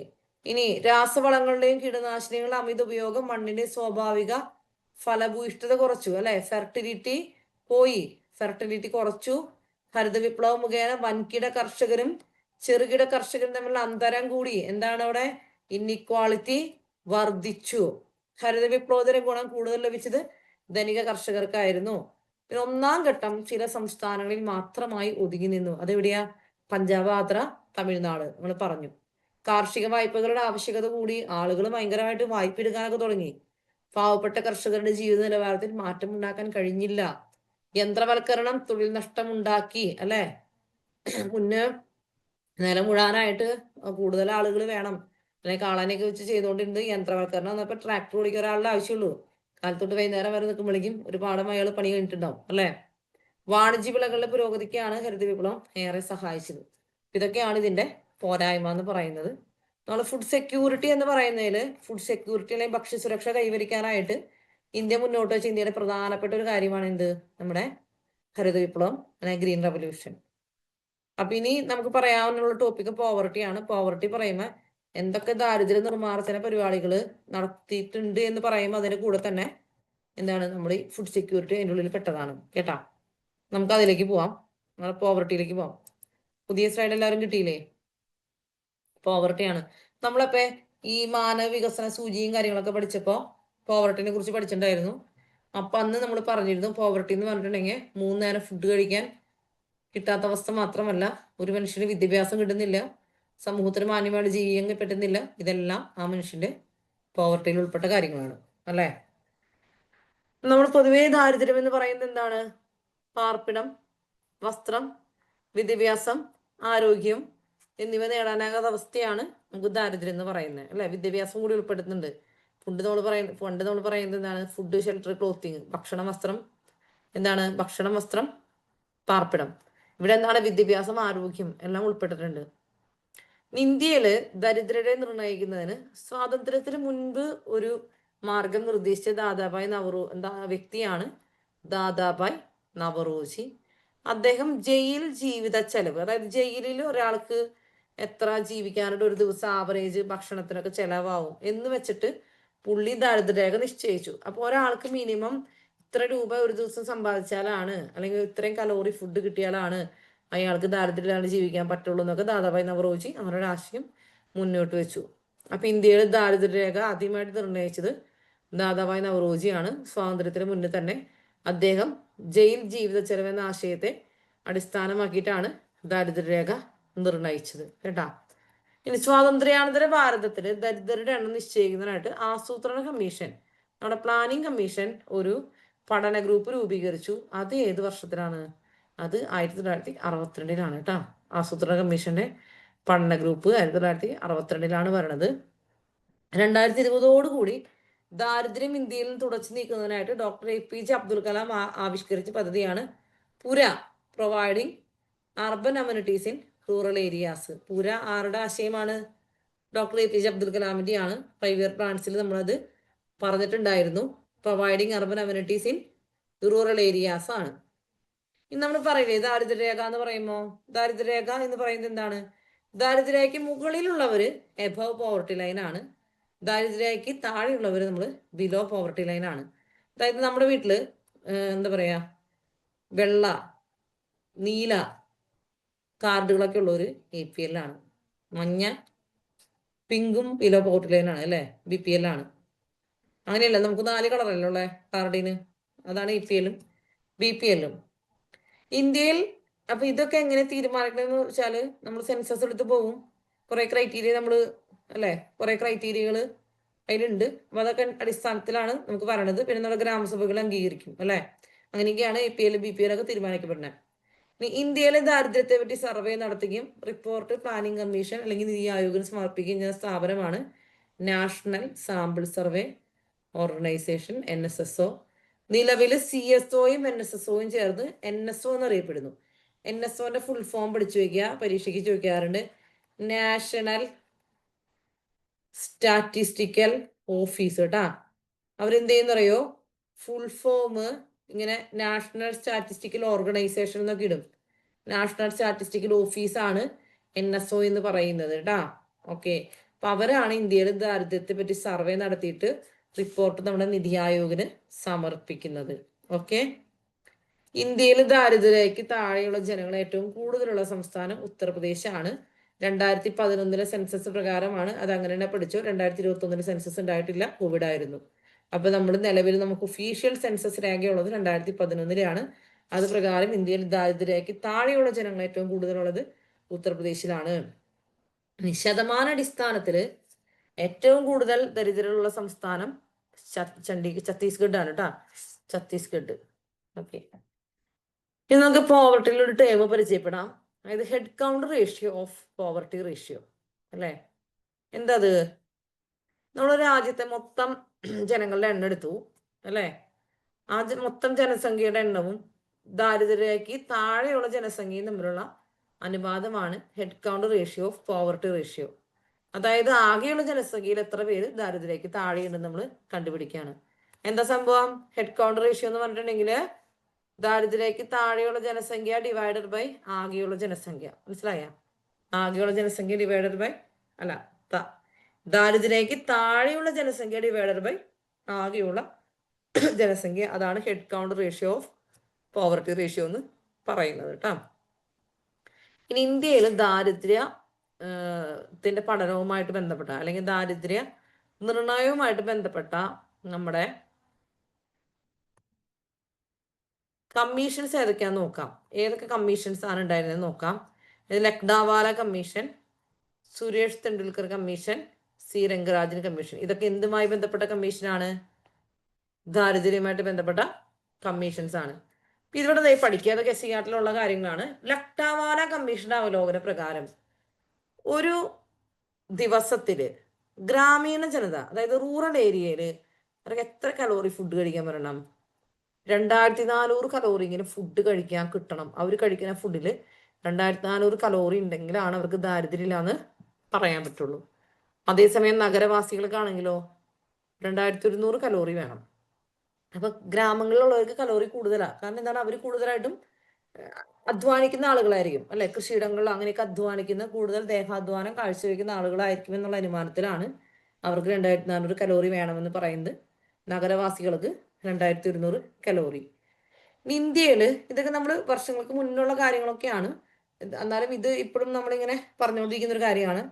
ഇന്ത്യയിൽ ദാരിദ്ര്യരേഖ നിർണ്ണയിക്കുന്നതിനായിട്ട് ഗ്രാമീണ മേഖലയിൽ ഒരു വ്യക്തിക്ക് ഒരു മാസം 972 രൂപയും നഗരപ്രദേശങ്ങളിൽ 1407 രൂപയും വരുമാനമായിട്ട് രംഗരാജൻ കമ്മീഷൻ കണക്കാക്കുന്നു. നമ്മുടെ റേഷൻ കാർഡ് എടുത്ത് നോക്കാം, റേഷൻ കാർഡ് എത്രയാണ് നമ്മുടെ വരുമാനം നോക്കാം, മാസ വരുമാനം കാണിക്കുന്നുണ്ട് അല്ലെ. അപ്പൊ രംഗരാജൻ കമ്മീഷൻ, ലക്ഡാവാലയാണ് കലോറി പറഞ്ഞത്.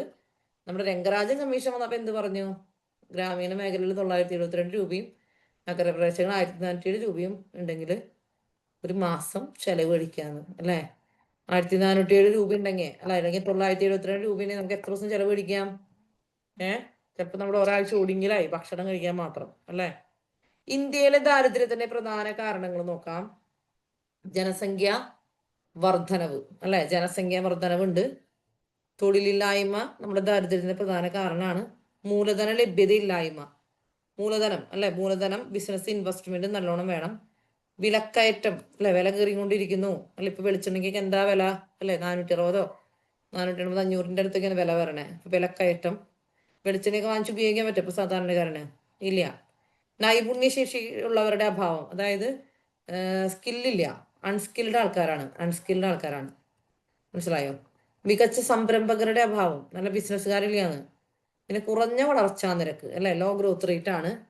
പ്രകൃതി വിഭവങ്ങളുടെ ശരിയായ ഉപയോഗമില്ലായ്മ, അതായത് അണ്ടർ യൂട്ടിലൈസേഷൻ ഓഫ് റിസോഴ്സസ് എന്ന് വേണമെങ്കിൽ നമുക്ക് പറയാം. വിഭവങ്ങൾ നമ്മൾ ശരിയായ രീതിയിൽ ഉപയോഗിക്കാന്നില്ല. കാലഹരണപ്പെട്ട സാമൂഹ്യ വ്യവസ്ഥിതികള്, പല സ്ഥലങ്ങളിലെങ്കിലും കാലഹരണപ്പെട്ട സാമൂഹിക വ്യവസ്ഥകളും കസ്റ്റംസും ഒക്കെ ഫോളോ ചെയ്യുന്ന പല ജനവിഭാഗങ്ങളുണ്ട്. ആന്തരിക ഘടനയുടെ സ്വഭാവം എന്ന് പറയുന്നത്. ഇനി അവസര അസമത്വം അല്ലെ, അവസര അസമത്വം എന്ന് പറയുന്നത് അല്ലെ, പല സ്ഥലങ്ങളിലും അവസരങ്ങളിലുള്ള അസമത്വങ്ങൾ, കടബാധ്യതകൾ, ഇതൊക്കെ ദാരിദ്ര്യത്തിന്റെ പ്രധാനപ്പെട്ട കാരണങ്ങളായിട്ട് നമ്മൾ കണക്കാക്കപ്പെടുന്നു. ഓക്കെ, ഇനി നമ്മൾ ഈ ദാരിദ്ര്യം മറികടക്കാൻ വേണ്ടിയിട്ട് ഇന്ത്യയിൽ കൊണ്ടുവന്ന കാര്യങ്ങൾ, അതായത് പ്രധാനമായിട്ട് ഭക്ഷണ ദാരിദ്ര്യം ഒഴിവാക്കുക, പിന്നെ അവർക്ക് തൊഴിൽ കൊടുക്കുക, ആരോഗ്യം സംരക്ഷിക്കുക, ഇങ്ങനെയുള്ള കാര്യങ്ങളൊക്കെ ലക്ഷ്യം വെച്ചുകൊണ്ട് നമ്മൾ ഇന്ത്യയിൽ കൊണ്ടുവന്ന കുറച്ച് പദ്ധതികളും കാര്യങ്ങളൊക്കെയാണ് പറയുന്നത്. അതിൽ ഒന്നാമത്തെ കാര്യമാണ് ഭക്ഷ്യസുരക്ഷാ നിയമം, അഥവാ ഫുഡ് സെക്യൂരിറ്റി ആക്ട് 2013. ഭക്ഷ്യസുരക്ഷാ നിയമം പാർലമെന്റ് അംഗീകരിച്ച എന്നാ 2013 അല്ലെ. ഭക്ഷ്യസുരക്ഷാ നിയമത്തിന്റെ പ്രത്യേകതകൾ നോക്കിയേ. ഭക്ഷ്യസുരക്ഷാ നിയമം അനുസരിച്ച് ഭക്ഷ്യസുരക്ഷ സർക്കാരിന്റെ നിയമപരമായിട്ട് സർക്കാരിന്റെ കടമയാണ്.